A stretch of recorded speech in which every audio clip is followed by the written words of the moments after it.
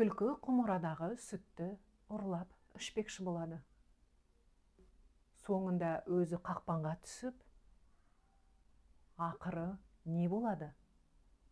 Не болғанын білгің келсе, ертегі тыңда. Балақай сәлем. Қалың қалай? Жаңа ертегіні тыңдауға дайынсың ба? Онда мен бүгінгі ертегімді бастаймын. Ал сен тыңда. Ертеде егін оруға шыққан әйел құмырасын сүтімен шөптің арасына қояды. Бұны түлкі көріп, жасырынып келіп, құмыраның ішіне басын тығып жіберіп, сүтті іше бастайды. Сүтті ішіп болған соң, басын құмырадан шығара алмай әлек болады.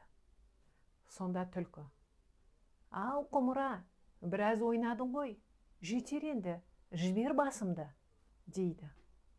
Бірақ қанша жұлқынса да құмырадан басын шығара алмапты.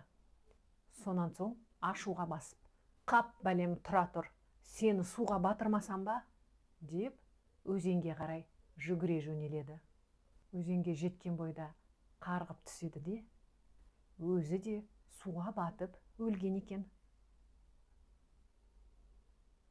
Ұрлық түбі қорлық деген осы екен. Түлкінің ақыры осымен аяқталған екен.